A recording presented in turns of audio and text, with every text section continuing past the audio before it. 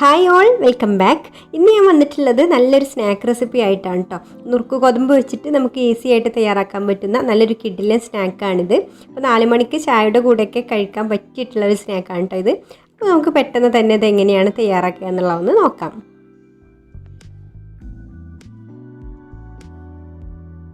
അപ്പോൾ നമ്മൾ ഈ സ്നാക്ക് ഉണ്ടാക്കാൻ വേണ്ടിയിട്ട് 1/2 കപ്പ് നുറുക്ക് ഗോതമ്പ് നന്നായിട്ട് കഴുകിയതിന് ശേഷം വെള്ളത്തിലിട്ട് വെച്ച് ഇപ്പോൾ കുതിർന്നിട്ടുണ്ട് കേട്ടോ. 1 മണിക്കൂറായി ഇത് വെള്ളത്തിലിട്ട് വെച്ചിട്ട്. ഇതിപ്പോൾ നന്നായിട്ട് കുതിർന്ന് വന്നിട്ടുണ്ട്. ഇനി നമുക്ക് ഇതിലെ വെള്ളമൊക്കെ ഒന്ന് മാറ്റിയിട്ട് ഒരു അരിപ്പയിൽ ഊറ്റി വെക്കാം. ഇനി നമുക്ക് ഇതിലേക്കൊരു ഫില്ലിങ് തയ്യാറാക്കാനുണ്ട്. അപ്പോൾ ഞാനിതാ ഇതുപോലെ ഒരു പാൻ അടുപ്പത്ത് വെച്ചിട്ടുണ്ട്. അതിലേക്ക് 1 ടേബിൾ സ്പൂണ് വെളിച്ചെണ്ണ ഒഴിച്ചു കൊടുത്തു. ഇതിലേക്ക് ഇതുപോലെ ചെറുതായിട്ട് അരിഞ്ഞിട്ടുള്ള സവാള, ഒരു വലിയ സവാളയാണ് എടുത്തിട്ടുള്ളത്, അത് ഇട്ട് കൊടുത്തിട്ടുണ്ട്. എന്നിട്ട് നന്നായിട്ടൊന്ന് വഴറ്റിയെടുക്കണം.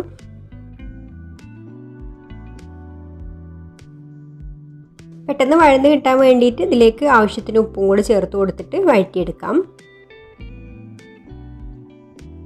ഇനി ഇതുപോലെ ചെറുതായിട്ട് അരിഞ്ഞിട്ടുള്ള പച്ചമുളകും കൂടെ ചേർത്ത് കൊടുക്കാം. അപ്പോൾ ഞാനിവിടെ ഒരു പച്ചമുളക് എടുത്തിട്ടുള്ളൂ കേട്ടോ. അത്യാവശ്യം നല്ല എരിവുള്ള പച്ചമുളകാണ്. അപ്പോൾ അതൊക്കെ എരിവിനനുസരിച്ച് ചേർത്ത് കൊടുക്കാം.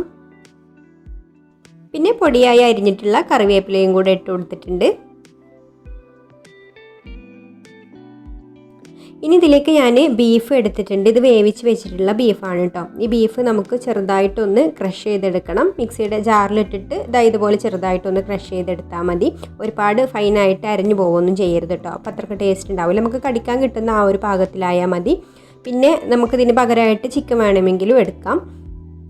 ഇപ്പോൾ ഉള്ളിയൊക്കെ നന്നായിട്ട് വഴന്ന് വന്നിട്ടുണ്ട് കേട്ടോ. ഇനി നമുക്കിതിലേക്ക് പൊടികളൊക്കെ ചേർത്ത് കൊടുക്കാം. ഞാനിവിടെ ഒരു 1/4 ടീസ്പൂണ് മഞ്ഞൾപ്പൊടി ചേർത്ത് കൊടുക്കുന്നുണ്ട്. പിന്നെ ഒരു 1/2 ടീസ്പൂണ് വലിയ ജീരകത്തിൻ്റെ പൊടി ചേർത്ത് കൊടുക്കുന്നുണ്ട്. അപ്പോൾ ബീഫിൻ്റെ മസാലയൊക്കെ ആകുമ്പോൾ നമ്മൾ വലിയ ജീരകം അതിൽ നിർബന്ധമായിട്ടും ചേർത്ത് കൊടുക്കണം കേട്ടോ. അപ്പോഴാണ് അതിൻ്റെ ഒരു കറക്റ്റ് ടേസ്റ്റൊക്കെ കിട്ടുക. ഇനി നമുക്ക് ഇതിലേക്ക് 1/2 ടീസ്പൂണ് മുളക് പൊടിയും കൂടെ ചേർത്ത് കൊടുക്കാം. എരിവുള്ള മുളക് പൊടി തന്നെയാണ് കേട്ടോ, കാശ്മീരി ചില്ലി ഒന്നുമല്ല ചേർത്ത് കൊടുത്തിട്ടുള്ളത്. പിന്നെ ഒരു 1/4 ടീസ്പൂണ് ഗരം മസാലയും കൂടെ ചേർത്ത് കൊടുത്തിട്ടുണ്ട്.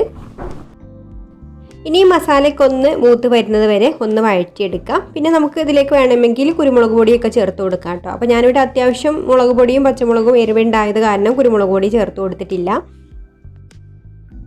ഇപ്പോൾ മസാലയുടെ ആ പച്ചമുളകൊക്കെ ഒന്ന് മാറിയിട്ടുണ്ട്. ഇനി നമുക്കിതിലേക്ക് നമ്മൾ ക്രഷ് ചെയ്തെടുത്തിട്ടുള്ള ബീഫും കൂടെ ചേർത്ത് കൊടുത്തിട്ട് നന്നായിട്ടൊന്ന് ഇളക്കിയെടുക്കാം. ഇളക്കി നന്നായിട്ടൊന്ന് ചൂടായി വന്നാൽ നമുക്ക് ഫ്ലെയിം ഓഫ് ആക്കാം.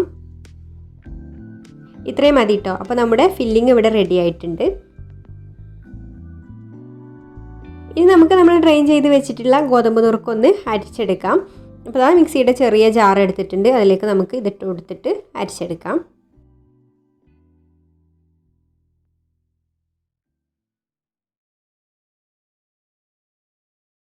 അപ്പോൾ നുറുക്ക് ഗോതമ്പ് ഇതുപോലെ നന്നായിട്ട് ഞാനിവിടെ അരച്ചെടുത്തിട്ടുണ്ട്. ഇതിൽ ഞാൻ വെള്ളമൊന്നും ചേർക്കാതെയാണ് കേട്ടോ അരച്ചെടുത്തത്. അപ്പോൾ ഗോതമ്പ് നുറുക്ക് കഴുകി വെച്ചതിൽ തന്നെ അത്യാവശ്യം ഒരു വെള്ളമൊക്കെ ഉണ്ടായിരുന്നു. അപ്പോൾ പറ്റ ഡ്രൈ ആയിട്ടാണ് ഇരിക്കുന്നത് എന്നുണ്ടെങ്കിൽ 1 ടീസ്പൂൺ വെള്ളമൊക്കെ ഒഴിച്ചു കൊടുത്തിട്ട് അരച്ചെടുക്കാം. അരിഞ്ഞ് കിട്ടില്ലെങ്കിൽ മാത്രം ഒഴിച്ചു കൊടുത്താൽ മതി കേട്ടോ. കഴിയുന്നതും വെള്ളമൊന്നും ഇല്ലാതെ തന്നെ അരച്ചെടുക്കാൻ ശ്രമിക്കുക. വെള്ളം കൂടി പോയാൽ പിന്നെ നമുക്ക് വേറെ എന്തെങ്കിലും പൊടികളൊക്കെ ചേർത്ത് കൊടുക്കേണ്ടി വരും. ഇനി ഇതിലേക്ക് ഇതുപോലെയുള്ള ഒരു വലിയ ഉരുളക്കിഴങ്ങ് പുഴുങ്ങി വെച്ചിട്ടുണ്ട്. പുഴുങ്ങി തൊലിയൊക്കെ കളഞ്ഞ് വെച്ചിട്ടുണ്ട്. ഇത് ഉടച്ചിട്ട് ഇതിലേക്ക് ചേർത്ത് കൊടുക്കാം.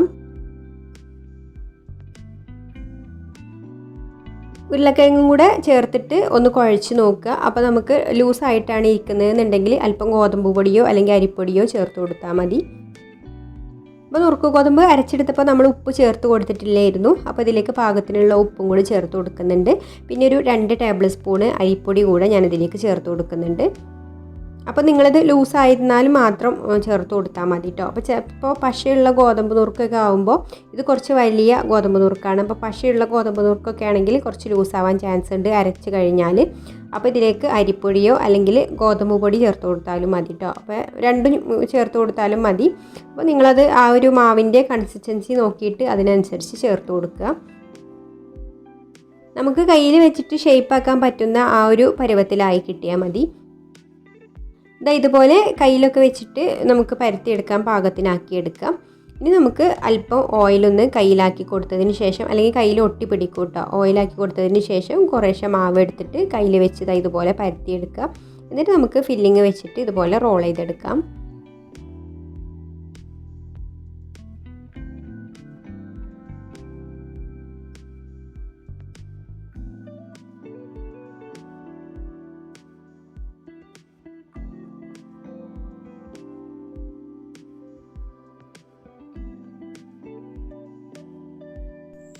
ഈ ബാക്കിയുള്ളതും കൂടി നമുക്ക് ഇതുപോലെ തന്നെ ഷേപ്പാക്കി എടുക്കാം. അപ്പോൾ ഈ ഒരു റോളാക്കണം എന്നൊരു നിർബന്ധമില്ല കേട്ടോ. നിങ്ങൾക്ക് ഇഷ്ടമുള്ള ഷേപ്പാക്കി എടുക്കാം. ബോളാക്കി എടുക്കണമെങ്കിൽ അങ്ങനെ എടുക്കാം, അല്ലെങ്കിൽ നമ്മൾ കട്ട്ലറ്റിൻ്റെ ഒക്കെ ആ ഒരു ഷേപ്പിലാക്കി എടുക്കുകയാണെങ്കിൽ അങ്ങനെയൊക്കെ ആക്കിയെടുക്കാം.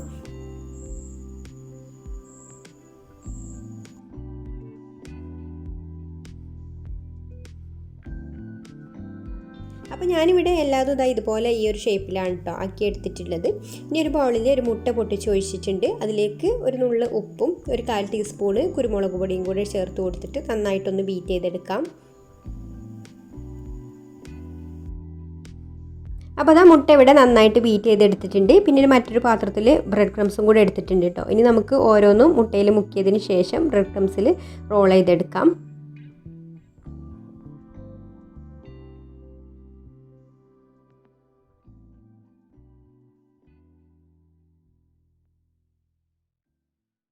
ഇപ്പോൾ മുഴുവനും ഞാനിവിടെ ബ്രെഡ് ക്രംസിലൊക്കെ റോൾ ചെയ്തെടുത്തിട്ടുണ്ട്. ഇനി ഇത് പൊരിച്ചെടുക്കുന്ന പണി മാത്രമേ ഉള്ളൂ. ഇനി നമുക്കിത് ചൂടായിട്ടുള്ള എണ്ണയിലേക്ക് ഇട്ട് കൊടുത്തിട്ട് ഫ്രൈ ചെയ്തെടുക്കാം. അപ്പോൾ എണ്ണ നന്നായിട്ട് ചൂടായിട്ടുണ്ടെങ്കിൽ ഇട്ട് കൊടുത്തതിന് ശേഷം പിന്നെ ഒരു മീഡിയം ലോ ഫ്ലെയിമിൽ ഇട്ടിട്ട് കുറച്ച് നേരം ഒന്ന് ഫ്രൈ ചെയ്തെടുക്കുക കേട്ടോ. അല്ലെങ്കിൽ ഇതിൻ്റെ പുറം ഭാഗം പെട്ടെന്ന് തന്നെ ബ്രൗൺ കളറായിട്ട് വരും. അപ്പോൾ നമ്മൾ ചിക്കൻ റോള് കട്ട്ലറ്റൊക്കെ പൊരിച്ചെടുക്കുന്നത് പോലെ പെട്ടെന്ന് ഇത് പൊരിച്ചെടുക്കേണ്ട. കാരണം ഗോതമ്പ് നുറുക്ക് വേവാനുണ്ട്. പിന്നെ നമ്മൾ ഇതിൽ ഗോതമ്പ് പൊടിയോ അല്ലെങ്കിൽ അരിപ്പൊടിയോ ഒക്കെ ചേർത്ത് കൊടുത്തിട്ടുണ്ടെങ്കിൽ അതും കൂടെ ഒന്ന് വെന്ത് വരണ്ടേ. അപ്പോൾ ഒരു മീഡിയം ലോ ഫ്ലെയിമിൽ ഇട്ടിട്ട് സാവധാനം ഒന്ന് പൊരിച്ചെടുക്കുക കേട്ടോ.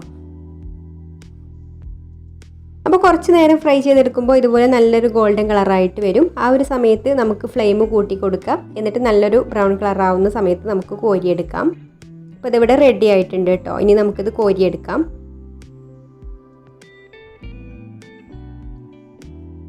ഇനി ബാക്കിയുള്ളതും കൂടി നമുക്ക് ഇതുപോലെ തന്നെ പൊരിച്ചെടുക്കാം.